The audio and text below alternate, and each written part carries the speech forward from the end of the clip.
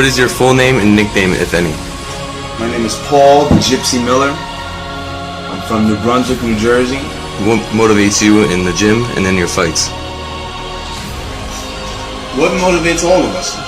You know, because we want to be more than what we are. To be remembered. You know, to be remembered for doing something great.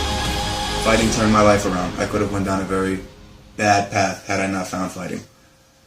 CNN is fake news. They engaged in propaganda for 2 years against the American people.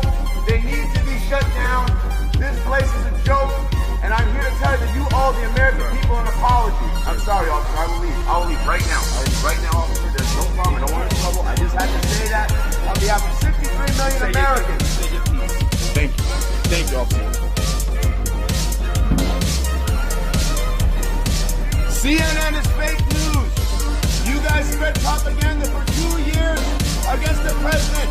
You owe 63 million Americans an apology. Apologize. Apologize for what you did. You lied. There was no collusion. You guys are propagandists. You're not journalists. This place should be shut down. You don't know what's going on, so why won't you show your face if you don't know what's going on?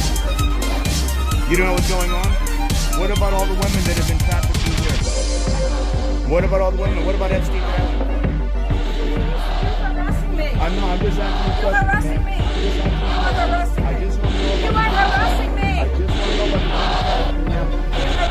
I just want to know You are harassing me. I just want to know. I just want to know. Why don't you want to talk to your journalist? Okay, you know what, Jeffrey's innocent, then why does he, how long have you known Jeffrey? You've known him for 10 years? Yes. And there's never been anything you never saw anything suspicious? No. Never nothing? Never nothing. These people at Facebook have went full on Nazi, alright? They hate Christians, they hate gypsies, they hate Jews, they hate patriots, they hate Donald Trump, they hate America. Facebook hates everything that America stands for. My man Ken here, and I was just telling him that there's not even really a point of talking to them anymore. They're insane, they're delusional. Anything you say to them, it just goes in one ear and out the other. So what's the point of even trying to find common ground with them? They're fixing their ways, unfortunately. And you know, we have to blame mainstream media for a great deal of this. Because even after the Mueller report came out, you still have the media pushing it full speed ahead. We blame the media for the conditioning of it. This insanity. Police in New York are investigating a recent Antifa attack on Republicans as a hate crime and hope to prosecute those involved in the planned violence. One America's Christopher Carter spoke with a survivor of an attack and has more from New York. I'm here with Paul Miller, who was at the Metropolitan Republican Club the evening that Antifa disrupted the speech by Gavin McInnes and the Proud Boys. Now, Paul, thank you so much for joining One American News. Thank you so much for having me. You have a very unique story about what happened that night. Tell us about when you first went down to the club that night, what you saw. It was just a crowd of about maybe 70, 80 Antifa members screaming and chanting and wild like animals out front of the Republican Club. These protesters, did they have weapons on them? I think they did because they had the signs that they were chanting with, and the signs had like these big wood, like the sign was on itself, like this big wood piece. It's dangerous. Like a 2x4 with something in it or something like that? Yes, and then they had the sign on top. You could have anything in there, a nail or something, you don't know. We know this was a popular event for conservatives. Gavin McInnes, the founder of the Proud Boys, was speaking. He draws a lot of controversy across the nation when he speaks. You went to the event and couldn't get in. You were turned away. What happened then? I was turned away from the event, and they sold out. So me and a friend, we was walking down the street and coming up 84th Street when we saw Antifa coming towards us.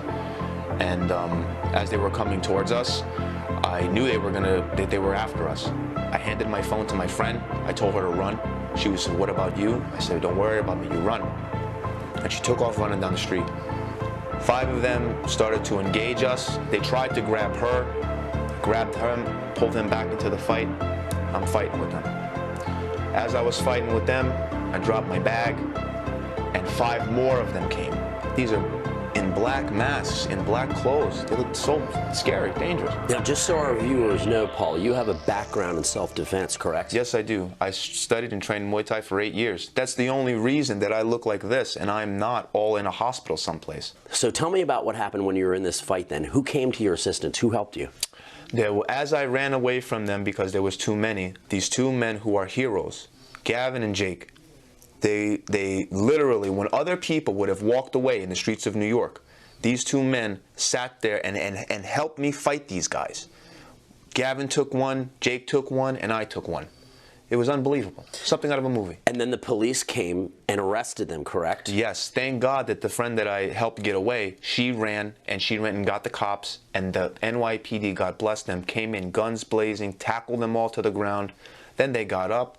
They started trying to assault the police officer, screaming at the police officer, screaming at me, I'm a Nazi. It was crazy. And you're not a member of the Proud Boys or a member of the Republican Club. You just went as a spectator to see it. No, I'm not a member of the Proud Boys. I know them, but I'm not a member, and I'm not a member of the Republican Club there. I'm a Republican committee, but not there. I just went there to see. Paul Miller, you're very lucky. Thank you so much for telling One American News what happened. Thank you guys for having me, guys. I really appreciate it. Thank you for letting me tell my story.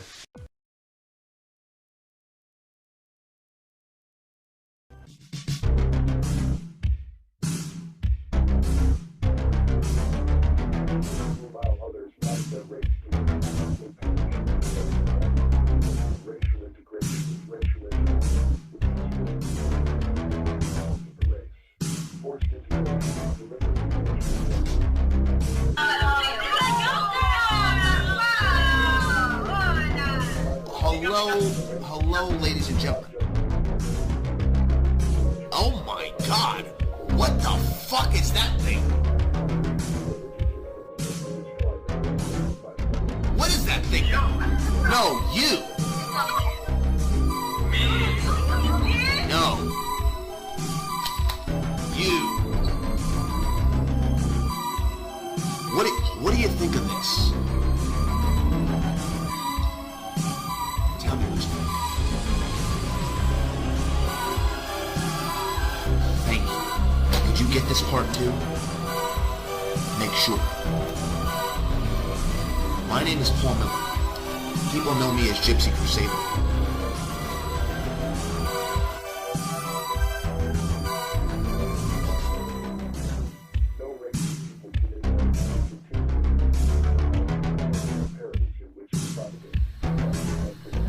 It blows my mind that people like you are police officers. Your moral fabric is disgusting. I have more of a moral fabric than you do. No, you don't. Oh. Black Lives Matter is a communist organization. We tried it the nice way, okay? You know this. Antifa sees this, doxes him. And they came to the house anyway and wanted to burn it down anyway. His family get threatened, his family get harassed. People think I like this. My life was destroyed from just trying to be a normal journalist. Death threats to his mother, his father. Did they feel bad for me? No, they should learn from me. I used to think that my life was a tragedy. Is that a bomb? Janice and Christy, this was an early morning raid. Neighbors describe hearing a lot of commotion around 6 this morning, and as you can see, it is still a very much an active scene here in Fort Lauderdale along Southwest 6th Street. We do know that one man was taken into custody. The FBI just made the announcement a few moments ago. 32-year-old Paul Miller, he's allegedly a convicted felon, and he was arrested for possession of a firearm. Woke up to like flashbangs. It sounded like they were like banging on the door. An early morning FBI raid jolting neighbors from their sleep. Then you hear like, "FBI, come out with your hands up." FBI everywhere. FBI agents surrounded a Fort Lauderdale home along the 1300 block of Southwest 6th Street around 6 o'clock this morning. A SWAT vehicle also in tow. A man captured this video of his next door neighbor getting arrested. The man was identified by his landlord as Paul Miller. He was new to the neighborhood, only rented the apartment for about a month. Neighbors say he kept to himself. Standoffish, I guess, like he didn't really want to talk to anybody. The FBI not saying much, only that court-ordered law enforcement activity was taking place. And again, we were just briefed by the FBI a few moments ago, so they tell me that this arrest was made in conjunction with the FBI's Joint Terrorism Task Force against Paul Miller, taken into custody. He's allegedly a convicted felon, and he was arrested for possession of a firearm. And a neighbor that I did talk to off camera also tells me, a neighbor off camera also tells me that FBI has been conducting surveillance in this area for the past several days now. So again, one person taken into custody here. That is the latest from Fort Lauderdale. Sanella Sabovic, Local 10 News.